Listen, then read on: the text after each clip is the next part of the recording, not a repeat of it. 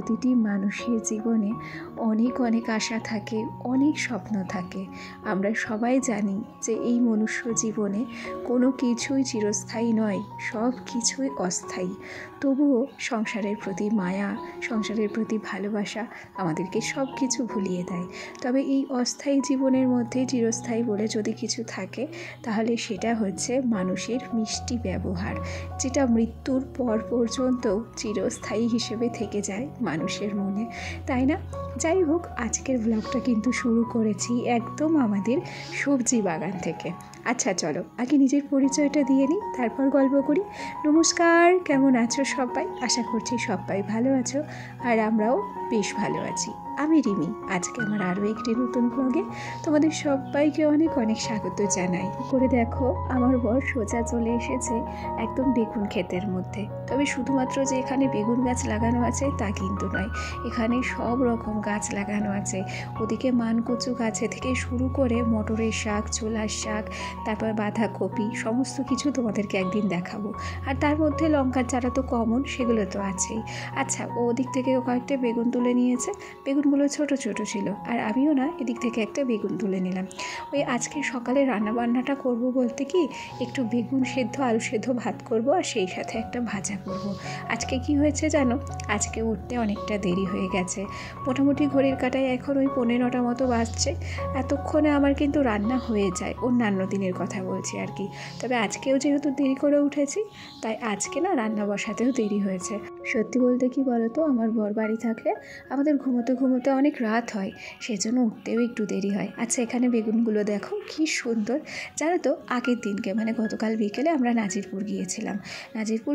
নিজস্ব কিছু কেনাকাটা ছিল, ওই ছেলের টুকটাক জিনিসপত্র, আর সেই সাথে আমরা কয়েকটা চারা এবং কিছু বীজ কিনে নিয়ে এসেছি।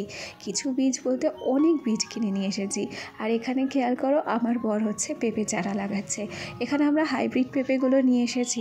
যদিও বা আমাদের বাড়ি পেঁপে গাছ আছে, তবুও ফাঁকা জায়গা যেহেতু পড়ে রয়েছে, সেই জন্য আমরা বেশ কয়েকটা পেঁপের চারা এক্সট্রা করে লাগিয়ে দিলাম। আর তাছাড়া গতকালকে নাজিরপুর হাট ছিল, তো সেখান থেকে আমরা ভুট্টার বীজ, বিটের বীজ, গাজরের বীজ সব কিছু নিয়ে এসেছি। আর এদিকে খেয়াল করো, দেখেছো আমার দুষ্টুটা কত কাজ করছে। আসলে আজকে তো আর পরীক্ষা নেই ওর, সকালবেলা ওর কিন্তু বই পড়া হয়ে গেছে। আর তারপর আমাদেরকে বিরক্ত করছিল, সেই জন্য ওর হাতে একটা ছোট্ট ট্যাঙারি মতো দেওয়া হয়েছে। ও ওখানে খেলাও করছে, আবার বলছে যে আমার কাজও করা হচ্ছে। ওর মতো ওকে খেলতে দিয়েছি। এখন সোজা চলে এসেছি ঘরে। দেখো আমার ঘরের অবস্থা কেমন অগোছালো হয়ে রয়েছে। সত্যি কথা বলো, প্রত্যেকটা গোছানো ঘরের পেছনে কিন্তু একটা অগোছালো ঘরেরও গল্প থাকে, যেটা হয়তো আমরা সবার সামনে তুলে ধরি না, তাই না? আমরা শুধুমাত্র গোছানো গাছানো ঘরই দেখি। তবে সেই গোছানো গাছানো ঘরটাকে নিজের মতো করে গুছিয়ে রাখার পেছনে যে খাটনিটা, সেটা কিন্তু আমরা সচরাচর দেখাই না। আচ্ছা, এখানে আমার টুকটাক যে কসমেটিক্সগুলো সাজানো থাকে তার অবস্থাও কিন্তু মোটামুটি বেহাল। এদিকে ঘরটা গোছানোর সঙ্গে সঙ্গে এগুলোও কিন্তু গুছিয়ে নেব। আর বলে রাখি, ওদিকে আমি সেদ্ধ ভাত কিন্তু বসিয়ে দিয়ে এসেছি। আজকে আর বারবার রান্নাঘরে ছুটতে হবে না, এখন মন দিয়ে ঘরের কাজটা করে নিই। আচ্ছা, ভিডিওর এ পর্যায়ে এসে এখনও পর্যন্ত যারা আমার সঙ্গে আছে তাদেরকে একটু মনে করিয়ে দিই, যদি আমার এই ভিডিওটির কোথাও কোনো অংশ তোমাদের ভালো লেগে যায়, তাহলে প্লিজ একটা লাইক করে দিও। কেন কি, তোমাদের ছোট্ট একটা লাইক আর সেই সাথে মিষ্টি একটা কমেন্ট আমাকে তো আরও নতুন নতুন বন্ধুদের কাছে পৌঁছতে সাহায্য করবে, তাই না? একটা কথা কি বলো তো, এখন তো শীতের বেলা কিন্তু এমনিই আমরা ধরে পাই না। আসলে সমস্যা হচ্ছে আমাদের ওঠা নিয়ে। বলতে পারো শীতের দিনে লেপ কম্বলের নিচ থেকে ওঠাটাই হচ্ছে সবচেয়ে বড় কাজ। তবে অলসতা ভেঙে একবার যদি উঠে পড়তে পারি, তাহলে কিন্তু খুব ভালো হয়। গরমকালে তো লেপ কম্বলের কোনো ব্যাপার থাকে না, সেজন্য উঠতেও সমস্যা হয় না। আর শীতের দিনে একবার উঠে পড়লে তারপর ঝটপট করে কাজ শুরু করলে আর কোনো রকম কোনো ব্যাপারই লাগে না। তবে আমাদের তো যাদের বাচ্চা আছে, তারা যতই সকাল সকাল কাজ করতে চায় না কেন, কাজ করতে করতে কিন্তু লেটই হয়ে যায়। আমি যতই সকাল সকাল কাজ শুরু করি না কেন, জানো তো, আবার স্নান করতে বেলা 1টা 1:30, কোনো দিন 2টোও বেজে যায়। তবে কি, সংসারের কাজে কিছু কিছু টিপস বা কিছু কিছু নিয়ম ফলো করলে কাজের প্রেশারটা হয়তো একটু কম হতে পারে। তবে কাজ যে কম হবে তা কিন্তু নয়। হ্যাঁ, আমাদের খাটনিটাকে আমরা বাঁচাতে পারি, তবে সাংসারিক কাজ কিন্তু আমরা কমাতে পারি না। কেন কি, প্রত্যেক দিন আমাদের সংসারে রান্না বান্না, ধোয়া মাজা, কাচা, ঘর গোছানো এগুলো হচ্ছে কমন কাজ। সুতরাং এখান থেকে কমাবোই বা কি, তাই না? দেখো, আমি একদম সকালবেলা উঠে ঝটপট করে কিন্তু বাসি ঘরটা ঝাড় দিয়ে নিই। তারপর সোজা ফ্রিজ থেকে দুধটাকে বার করে তারপর সোনার দুধটা গরম করে নিই। ওদিকে ছেলের খাবারটা রেডি করলে আমার মাথা থেকে চাপ চলে যায়। তারপর ও ওঠার পরে ওকে রেডি করে সোজা স্কুলে দিয়ে আসি। স্কুলে দিয়ে আসার পর ধাপে ধাপে কিন্তু সংসারের কাজগুলোকে আমি সামলাই। সবার প্রথমে আমি কিন্তু রান্না বসিয়ে দিই।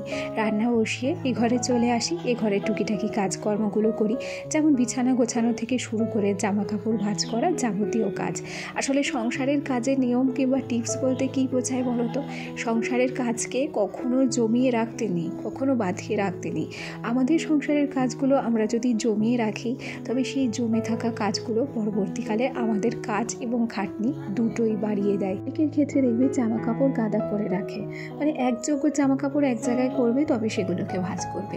এরকম না করে আমরা যদি একটা কিংবা দুটো জামা কাপড় সঙ্গে সঙ্গে ভাঁজ করে আলনায় গুছিয়ে রাখতে পারি, একটু হলেও আমাদের সময় বাঁচলো আর সেই সাথে আমাদের ঘরটা কিন্তু কম অগোছালো হলো। আমি যেটা ভাবি, আমি কিন্তু এই একটা দুটো নাইটি থাকলেও সেগুলোকে ফেলে রাখি না, সঙ্গে সঙ্গে ভাঁজ করে আমার আলনাটাতে গুছিয়ে রাখি। তাতে করে আমার আলনাটা দেখতেও সুন্দর লাগে, আবার ঘরটাও পরিষ্কার লাগে। আচ্ছা খেয়াল করো, এখানে আমরা কিন্তু বাজার থেকে যে বীজগুলো নিয়ে এসেছিলাম সেগুলোই তোমাদের সঙ্গে শেয়ার করছি। এখানে রয়েছে ভুট্টার বীজ আর সেই সাথে রয়েছে শসা, বিট আর গাজরের বীজ। গতকালকে এনে আমার ঘরেই রেখেছিলাম। তবে আমার ঘরে যেহেতু একটা ছোট্ট বাচ্চা আছে, ও হাতে পেলে এগুলোকে নষ্ট করে দেবে। ও তো আর বুঝতে পারবে না যেগুলো কি অমূল্য জিনিস। সুতরাং নষ্ট হওয়ার আগে আগে এগুলোকে ভাবছি যে ও ঘরে দেব। আমাদের মাটি তৈরি হচ্ছে, সমস্ত কিছুই কিন্তু লাগানো হবে, সব তোমাদের সঙ্গে শেয়ার করব। আচ্ছা দেখো, তোমাদের সঙ্গে কথা বলতে বলতে এখানেও বেশ কিছু শীতের জামা কাপড় রয়েছে, এগুলোকে ভাঁজ করে বাস্কেট ব্যাগের মধ্যে রেখে দিচ্ছি। তো শীতে সবচেয়ে বেশি বিরক্ত করে হচ্ছে শীতের এই যে মোটা মোটা জামা কাপড়গুলো। এগুলোকেও আমি ব্যবহার করার পর হালকা পাতলা রোদে দিয়েছি এবং এখন সুন্দর করে গুছিয়ে রাখছি। গুছিয়ে রাখার কারণটাই হচ্ছে যে আমার একটাই ঘরটা যেন গ্যাদারিং না হয়। ওদিকে রান্নাবান্না তো বসিয়েই এসেছি, রান্নাবান্নার ফাঁকেও কিন্তু সংসারের কাজগুলো আমি সেরে নিচ্ছি। সুতরাং শীতের দিনে সময়কে একটু অপচয় করা উচিত নয়। যখন যেভাবে পারি নিজের সময় সুযোগ বুঝেই কিন্তু সংসারের কাজগুলো করতে হবে।